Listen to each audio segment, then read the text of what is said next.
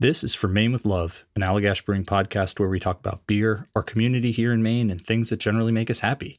And on this episode of the podcast, the second official episode of our second official season, we're talking with Beny Ashburn and T.O. Hunter, co-founders of Crowns Hops, a Black-owned, veteran-owned, and woman-owned craft brewery out of Inglewood, California. And why are we talking with them? Because we just did a collaboration beer. It's called Curate, and it supports the cause of racial equity. It's a really cool beer with a really cool backstory. And for some reason in this episode, I decided to record my part from what sounds like the inside of a jet engine. So apologies for the audio that I produce. But luckily, I don't have to do too much speaking because Beny, Rob, and T.O. have so much more to say, so many interesting things to say. It's just was really awesome to be able to actually kind of get into a longer format with them to just chat about all about this beer and how it came to be and the potential that it holds. So if that sounds good to you, then give it a listen.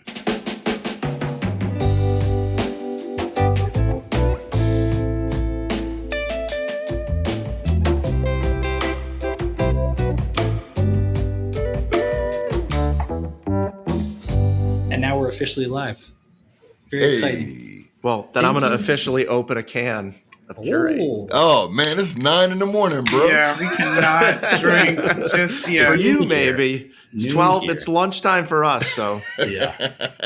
Thank you all for being here. This is so exciting to have you on. You're like our first. We've been talking about this for a while on the podcast of having guests, having people who we work with, having partners, and so I'm super excited that you two get to be the first. Yeah, man. Thank you. Yeah.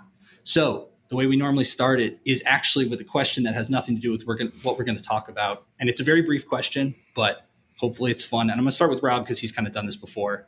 You've done a fair amount of traveling in your time at Allagash. What is your favorite airport? I think I'm going to go with people Logan. Are listening. I'm going to go with Logan. All right. I mean, great food choices at all the terminals, great beer choices at all the terminals. I think you can buy Allagash White in every single terminal at Logan now. That's good. So I'm going with Logan. It's my home airport. I was going to say, I'm going to speak on behalf of all the listeners that have no idea of where Logan is and what Logan is outside of Wolverine's real name. What is Logan? Logan Airport, Boston. It's a good point. Damn. There you go. Yeah, Boston Logan. Kind of, it's not in Maine, but it's our backyard. Yeah. New England. Close. New England's our backyard, right? It is. It is our backyard. All right, Beny, you get to be the second one. So I hear through the grapevine that you're a fan of pop music. So what is your go-to song that's going to pick up your mood? Right now, my go-to is Miley Cyrus. Bam! I think it's Flowers. Is that her number one I think my wife, streaming? I could buy myself flowers. Man. Because I can buy myself flowers. My wife actually 2 days ago played that, and she was on the verge of tears. So you have a kindred soul there. It's very confidence building. I can do it myself, but I don't want to, but I can. When I tell you that has to be the most unassuming thing about Crowns and Hops is that one of the co-founders literally can probably recite every top 40 pop song that there exists probably in the last decade. 100%. That's amazing. Maybe we got to hang out because I need to get current with my music. I'm seriously, I'm back in the 60s and 70s. Like Rolling Stones, Grateful Dead, Led Zeppelin, Sly and the Family Stone, Steely Dan. Yeah. I got you. When you're here, we'll do a Miley Cyrus marathon. And Fish. Yeah. Fish actually has a very unique path to Allagash. So maybe we can circle back on that later. Yeah. That's interesting. For me, which is an interesting path. Well, Tio, you're up next, actually, and I'm excited to hear yours. What is your favorite all-purpose hot sauce? Ooh, man, you know what? My favorite all-purpose hot sauce, because I am a hot sauce connoisseur, I would have to say it is the house hot sauce from a cafe in West Adams called Highly Likely. They produce it in-house, and I wish I could tell you all the peppers, but all I could do is give it the nod of approval from a hot sauce connoisseur, not too hot, not too spicy, but has enough kick on it to pair well with most things that are deserving of a hot sauce pairing. Highly likely hot sauce. There you go. There you go. So Rob, if I said Tabasco, is that not hot sauce or what? I'm a craft beer guy. Of course I'm going to give you the crafty answer.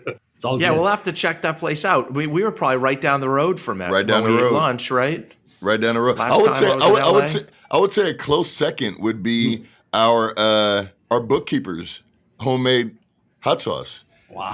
She does a hot sauce with strawberries and ghost peppers. So good. Oh my God, it's so fucking It's hot. incredible. So Ghost good. peppers. Ooh, are we That's allowed an to curse? intimidating pepper. Well, I don't know. I think so. We can. we bleep just it if we did. need to. I don't know. Rob is drinking alcohol. That's right. So now to get to the meat of the conversation. So I think to set the stage, Tio, you actually had a connection to Allagash before we met in person. Can you just briefly kind of tell that story to set a little stage for us? That's right. Well, that's where fish comes in. So I would say going on maybe about 15 years ago, a designer buddy of mine, Matt Taylor of Varnish Studio, him and I were working on a project. I was working in the printing industry at the time, doing packaging for Warner Brothers Music, Paramount, Universal. And we had both gotten tapped to put together a box set for the Fish Joy album.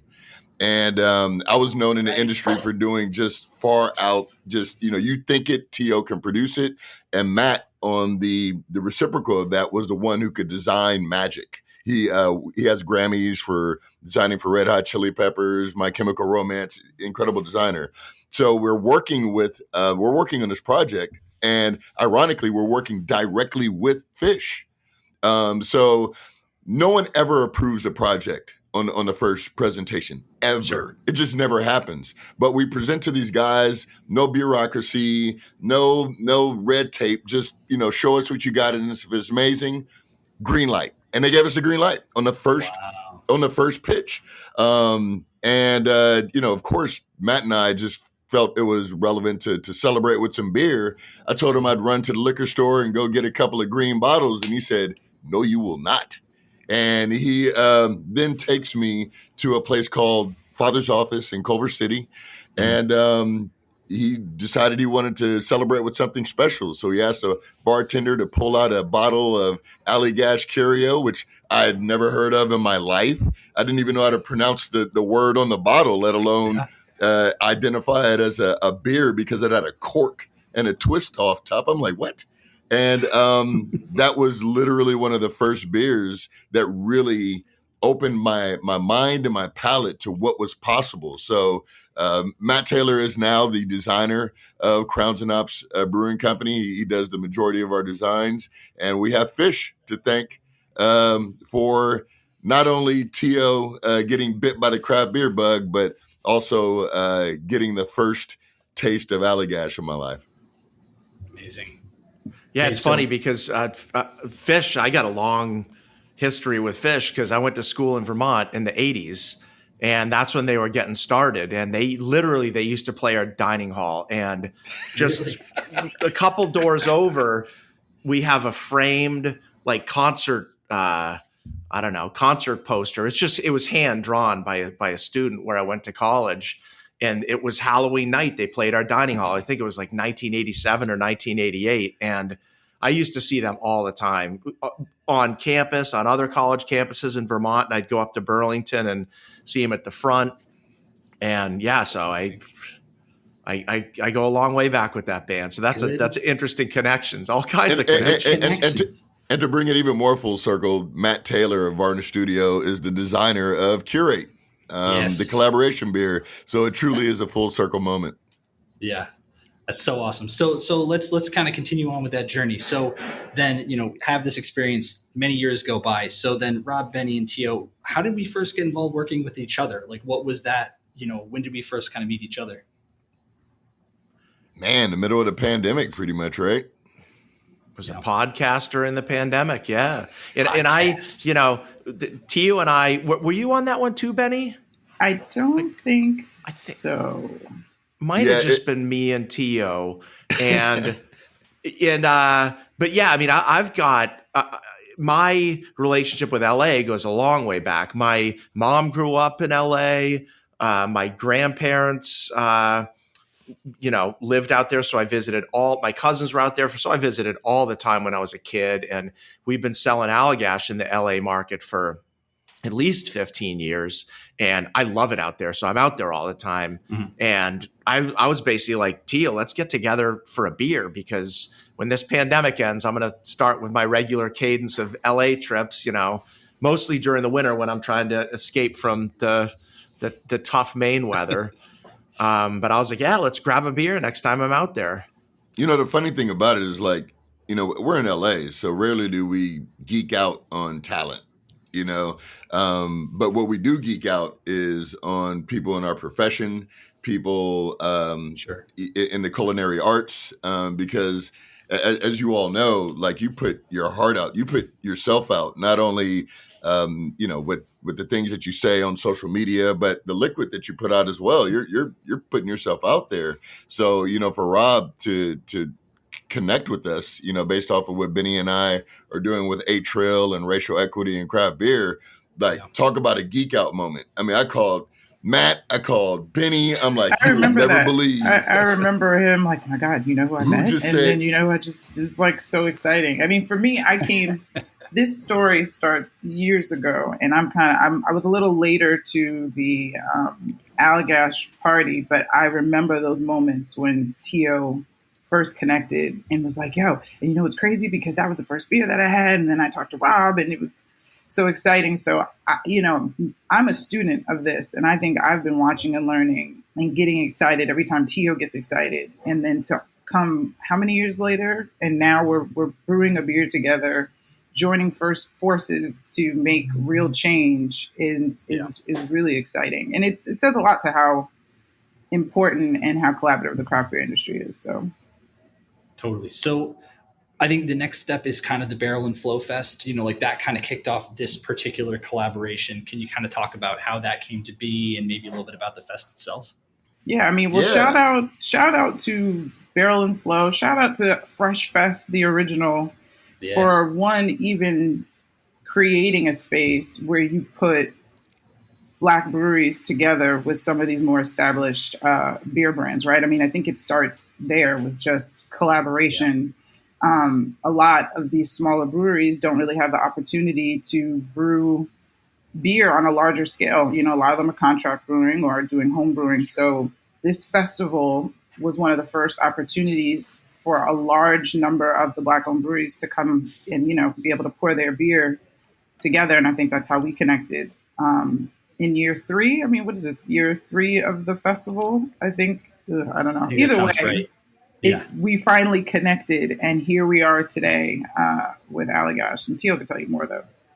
Yeah, I mean, we had been in conversation for going on 2 years, so, I think, one, it was really amazing for Rob just to be curious, to really maintain a conversation and show that that willingness to stay connected and to understand how he could contribute to solutions that we were coming to understand, so, that was amazing. And also a testament to when you really decide to culminate that relationship in our industry with the collaboration, it's done based off of something more than just 2 breweries seeing each other from across the country saying, hey, we want to compound our communities. It's more than that. It's meaning. We learned each other. We learned what our teams believed and what they were, what was fundamental to them and us, and where the common ground was. So, Barrel and Flow allowed for us to culminate that and then really have a launch pad for what we're doing with Curate now. Yeah, and like Beny said, it's just amazing how collaborative this industry is, and I think that's one of the beautiful things about these collaborations is it's a huge opportunity to share culture. I mean, we're not just creating a beer and selling it. We're really spending time immersed in each other's cultures, and it was awesome to have you all back here just a few months ago, and it's just like a lot of, we've worked with a bunch of breweries with collaborations, and whenever we do these breweries, they open their doors and we can chat with their marketing department, HR department, mechanical department, and that's one thing we had a lot of fun with you all when we did this collaboration, because I think you had the opportunity to bounce around from department to department here at the brewery, just get a feel for how we do business and get a feel for our culture, and then we get a lot of that in return too. It's been really cool working with you all, sharing your culture, and we've got a ton in common. Like on the surface, like what do we have in common? Like a Black-owned brewery 3,000 miles away that's pretty recently got their start. We're in Portland, Maine here. We've been around for almost 28 years. 120,000 barrels, but it turns out we've got a ton. 28 years in the game. Yeah, it's crazy. Jesus, bro. You are literally what we refer to as an OG. And it's funny because like in some ways I feel like I'm just starting out, but in some ways I do feel like I've been doing it for a lifetime. But we got a ton in common. Our purpose is to brew with integrity and build community. And not only do we brew and we work to do it with excellence, but community is such an important part of what we do and such an important part of what all our 150 employees do every day. And that's obviously a huge part of your company. You all are very mission driven. And I think that's one like really important connection that Allagash and Crowns and Hops has. I think another really important connection, and Rob, this is to your credit, it's you've been doing this for 28 years, but your passion and excitement for it is equally as matched to ours, having only done it for a few years, and I think that's what's so exciting about this is we're working with a team that still really cares about making beer and creating community in a space that still has a lot of work to do. Like, you are so excited. I can't wait to see you this week because you're so excited to show up and still pour your beer and talk to people and ask questions and be curious, hence curate curious. I mean, it's very impressive 28 years later and really inspiring, honestly. Well, this is the kind of thing that makes it, keeps it exciting. Yeah. Keeps it exciting for me. Projects like this. It's going to be a blast. I can't wait to be out there. It's going to be fun hanging out and talking about the beer and pouring the beer. Something that I think is really cool. It's, we talk about all the similarities and obviously it's a beautiful way to establish a bridge when you have common, threads. But another aspect of it is to see how different we are. And what that says to Beny and I is that the opportunity for a Crowns and Hops to exist and flourish is wide open. It's the opportunity to show something different in this community is something that really will be a catalyst for expanding the community because, Allagash being around for 28 years, I can only imagine how many brewers have looked at the Allagash model and said, I want to be just like this because I see myself in it. I recognize it. This is the culture I grew up in. This is home for me. That's not necessarily Beny and I's experience, not to take away from how welcoming and amazing it is, but it's not our culture. So when we get home, it's like, you know what? We deserve to, our community deserves to see their culture and what home looks and feels like in their neighborhoods in the form of a brew pub, of a craft brewery. And I think that really speaks to the opportunity that not only Rob is recognized in us, but just the opportunity that we have to really expand the love of craft beer to communities that have not seen themselves in it up until this point. Yeah, no doubt. And, at the end of the day, that's good business. I mean, it's important to me, just like fundamentally, for everyone to feel welcome to our brand and our experience, whether they're, getting an Allagash in LA, in Chicago, in Portland, whether they're working here at the brewery, whether it's someone showing up at our tasting room. I want people to feel welcome to the experience. And that's a big part of what this beer is all about. And, for both Crowns and Hops and Allagash, that's good business. The more people we can welcome to this experience, the more beer we can sell, and then the more good we can do. I mean, we have a strong philanthropy program here at the brewery. We give 1% of our revenues to the local community every year. And, at the end of the day, the more beer we sell, the more we're going to be able to give back. Yeah, that's awesome. Yeah. And I mean, to the point of like, Tio, your story kind of speaks to this too, is like craft beer is so much a word of mouth like business, where so much of it is based on your friend recommending something to you, a trusted person recommending something to you. And so like being able to have more people who look like you, who do the same things you do, to represent that. And so you can see that and spread the word. Like it's such an accessible and exciting and deep subject. Yeah. So it's like, hell yeah, let's bring that to more people. Let's let more people start this incredible journey. And so, yeah, it's just, I'm getting pumped up. I've just been sitting here nodding my head for like a half hour. Let's go, baby. I can't stop. All right. So to get us to sort of the main event, Curate, the beer. What is Curate? Rob, you do the honor. I feel like I've been fumbling this a bit outside of just saying it's fucking delicious. But that's what I was going to say. Yeah. Tee it up for us, RT. It is fucking delicious. I mean, I'm drinking one right now. We did really nail it. And it's kind of two unlikely beers being blended together. It's a Pils. It's your 8 Trill Pils blended with our Curio. So, of course, Pils, very, very sessionable beer.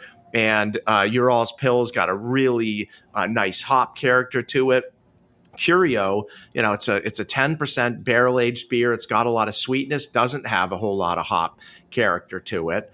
And I don't know, these two beers wouldn't jump right into my mind as like having a good marriage, but they do. And, some of it really came out of just the story of you discovering Curio, early in your craft beer experience. I love Pils beers and so does Jason.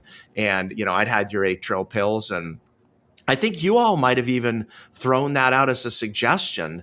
But it was really organic. I mean, when you think about we talked about brewing a few different recipes, and I'll be honest with you, Brett, like none of them really stuck. Like Sure. It was like we kept tossing ideas and hops, and it was like in my mind, I'm like, yeah, but Allagash, like in my mind, like Allagash is not where I'm running to for an IPA, Yeah. And then when you think about us, I think our whole concept is expanding people's palate and giving someone, giving the community something that they may have never had before. And I don't know, it was when Jason brought up something about blending, and I had recently just one late night, had a triple and had a Pilsner, and, I was like, why not? I know I'm not going to finish an 11% beer, but I wonder what it would taste like if it were more effervescent, if it were, if it had more bubbles, if it were cut a bit, and wasn't so, such a concentrated form of the beverage, and it was delicious. So when we threw it out there, and let's be clear, we didn't just throw this recipe together. Beny and I actually traveled, and we blended down several different iterations of this to decide. I mean, Beny's palate had to love it as well. You know what I'm saying? I think Beny almost represents, the new craft beer consumer in our process. And if 100%. Beny loves it, then we know that the community is going to love it. I am happy to not be the expert in the room, because the majority of the people that drink our beer aren't. And these beers need to be approachable. And, I think as long as we're hitting the craft beer connoisseur, the people that really love it, but also making the beer available and approachable for people like myself who's still learning, I think that's when we've done a really good job. And this beer is really incredible. And I think it's also symbolic, right? Like 8 Trills for us is our flagship. It's more than just beer. It's bigger than beer. It's where we started. And I think it's the same thing for Curio. Everyone knows Allagash and they know Curio. So for us to give the opportunity to blend these two is quite unique. I mean, Rob, I don't think you probably ever imagined in a million years that you'd be blending your curio with anything over the last years. I didn't, and when we first started, I think right after you blended a Pils and a triple, you sent some of the 8 Trill out to us, and Jason and I blended it in his office, and we're like, wow, like this could really work. And yeah, we kind of pre-made some different blends, and then Tio, you and Beny came out. We tried them all with our pilot crew, with Jason, Tio and Beny, a couple other people from our crew here. And I think we nailed it. And you can really taste, you can get the aroma of both beers in this beer. You can get the flavor of both beers. It really works. And I'm telling you, like I see it here in our tasting room. Because I'll have a beer after work all the time here, and I'll come in on the weekend. People are leaving with this beer. They're trying this beer and they're falling in love with it. And there's a lot of it going out the door. So, I mean, we're doing a lot of good with this beer, and it's been a lot of fun, but it's also really good. We nailed it. I think it's really important to distinguish something as well. One of the things that Beny said was approachable beers. And I think it's important to understand that approachable doesn't mean boring. It doesn't mean without complexity. What this beer is approachable from the standpoint that you want to enjoy more than 2 pints of this beer. You want to enjoy multiple pints of this beer. And for us, there's a lot of beers, not throwing shade, but you cannot drink more than 10 ounces of it based off of how it performs on your palate, based off of, if you have issues with acid reflux, whatever the case might be. This is a beautifully complex beer, and it's delicious. And I think, to that point, it really speaks to our mission of expanding the palate. If you've never been given something that stretches the parameters of what you believe is possible, then why would you seek it out? And that's kind of that's a part of our ethos, is what are we doing to expand the palate of the people? Totally. And I think it's, this is a really nice segue into the, it is approachable. It's for so many people. I also just noting from what everyone's talking about, this was not a linear process. It was not like, cool, let's work together. Cool. All right, we're working together. Here's the beer. It's done. There was so much sort of patience and just cultivation. And I think it's a testament to all of you of sticking with it and just seeing what happened. And then we have this result that's unexpected, awesome. Matt Taylor on the design absolutely nailed it. It looks so good. That gold is on nothing I've ever seen on another can. So vibrant. And so then we come to kind of the crux of it too, that it's doing something. It's doing some good. So I guess, Beny and Tio, can you talk about, the Atrial initiative and kind of what is happening on the back end with this beer? Well, first of all, we do have to also credit the lobster rolls that Beny and I inhaled during this process. Man, can you bring some, please? Oh my God! I don't know if they taste as good after spending 7 hours in the overhead compartment. We had lobster for breakfast. We had lobster for lunch. We had lobster for dinner. Man, I was like Beny. I want to be allergic to lobster by the time I leave Portland, Maine. That's how much lobster I want to eat. So, thank you, Rob, that's what happened to me. I'm allergic to lobster. I ate it for 27 years. And then when I was starting, I had a buddy of mine. He actually helped me stand a couple tanks up in the early days because we basically did everything. And I used to trade him beer for lobster. And I think I just ate too much lobster. And literally, I was eating it one day. And the next day I ate it, I was allergic to it. And I haven't had a lobster in, 25 years, 27 That's years. Crazy, I'm so sad for you. Yeah. Yeah, I digress. We were talking about Atrial Initiative. Beny, if you want to kick that off. Yes, so we started the Atrial Initiative in 2020. With COVID, with the murder of George Floyd, we knew we had to do something as one of the leading Black-owned craft beer brands to use our product and our mission to drive racial equity and real change. The W.K. Kellogg Foundation has a business case for racial equity. And in it, it states that we stand to gain $8 trillion to our national GDP if we focus on the pillars around racial equity. So we created 8 Trill Initiative, launched our 8 Trill Pills, and then we also launched our 8 Trill Fund, which is a grant program of fund that we award to 5 Black-owned craft beer businesses to help them in the business of beer. In 2020, it was very successful. Montclair Brewing, which is one of our top recipients, was able to buy a canning line. And that canning line allowed them to survive COVID. You know, it helped them package their own beer. And now they're in Whole Foods and distributing in a lot of other retailers. But it's opportunities like that where we know as examples ourselves of how hard it is to raise capital, how hard it is to get the resources and tools you need to build a successful business, that we knew we had to do something beyond just helping ourselves. We had to help other people. And I think, you know, after that first grant release, we kind of took a break, right? Because I think we saw the power of what we were doing, and we wanted to be more intentional about it. And we wanted to include partners that we knew would also be excited to be part of this initiative. So fast forward to 2 years later, when you bring up the concept of patience, I think it is about patience. It's about relationship building. And we've spent years building and cultivating our relationship with Allagash so that both brands can benefit from this collaboration in a really successful way.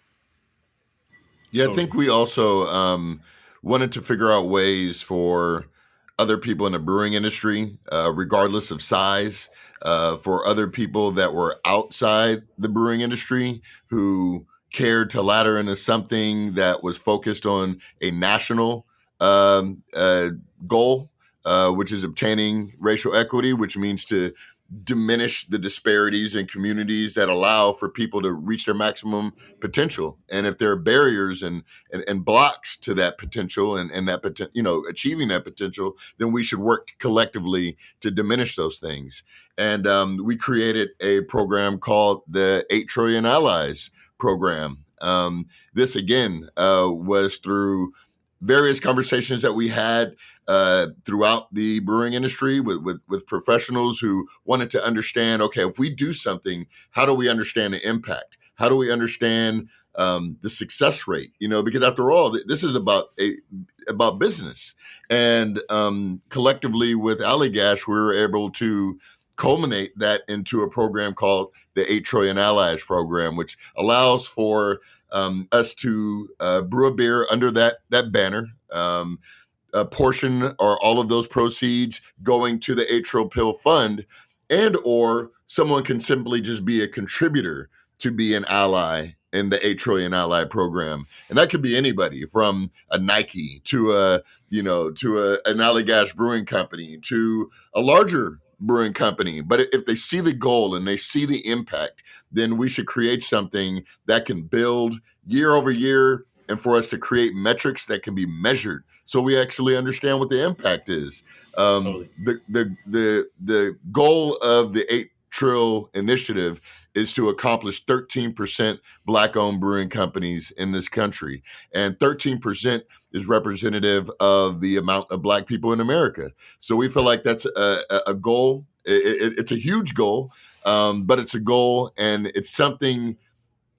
It's a better way of framing it rather than framing it in a negative, which has been to the point less than 1%. Black-owned breweries are less than 1%. Right, so right. We love the goal, and we're happy to do this inaugural collaboration with Allagash. I'd add one more thing, and just that, like, in that reframing, I've heard you say this before, Tio, of just like thinking of racial equity not as assistance but as investment. And it's just such a powerful way to think about it, of like, this is going to benefit everybody. And so it's just it's a powerful thing to be able to kind of be a part of. But I think that's kind of what we had. Is there any other thing we want to add? Is there any other little sign off? I mean, obviously go buy the beer. I can tell you where it's available. California, Florida, Georgia, New York, and in our tasting room here at Allagash for a limited time, speaking to the taste and flavor of that beer, it's actually been kind of flying off the shelves. So maybe not available here for much longer, but check the allagash.com/beer-finder or allagash.com/locator. I think you can find beer through both of those. The locator can also be found on the Crowns and Hops page. It goes directly to the locator. So, whether you ladder in the Allagash or the Crowns and Hops, you have an opportunity of identifying where this delicious, how do we frame it, Rob? A curiously delicious blend. Yeah. Crisp and curiously tasty. There we go. Oh my God. Incredible. It's drinking good. We're pumped, and the whole staff here at the brewery's pumped. This was a real popular one for sure. And like the Whole Foods that we're going to be doing a tap takeover, and we'll just call it an education for the purposes of being able to communicate it effectively. We're going to have several Crowns and Hops beers. We're going to have several Allagash beers. They do fresh. They actually shuck oysters in the back at Whole Foods as well. So we'll be able to throw some oysters back and also have an incredible fried chicken sandwich to crush with it, bro. When I tell you, we're gonna have to do a follow up to this podcast just to talk about how incredible the experience was, and hopefully we can get some footage.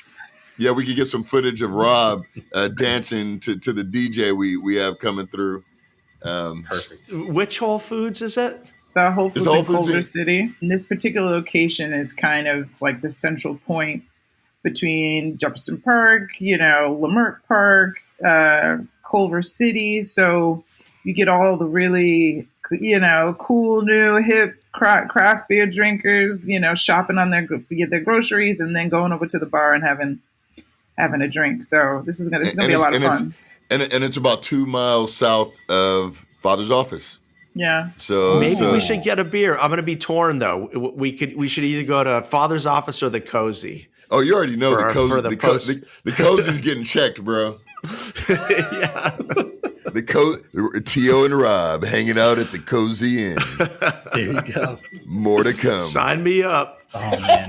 Well, Beny, T.O., Rob, thank you so much for taking the time to just chat about this. It got me excited all over again, and I just really pumped to be able to share this beer. And it'll be cool that you guys all get to hang out in a couple days. Yay! Hey. Thanks. Awesome. See you in 2 days. Thank you. Cheers, family. Awesome. Cheers. Thank you. Cheers. All right. Catch you all later. Peace.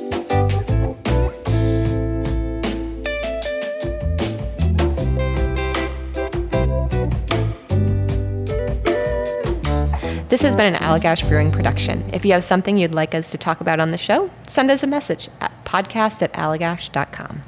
Thank you for listening.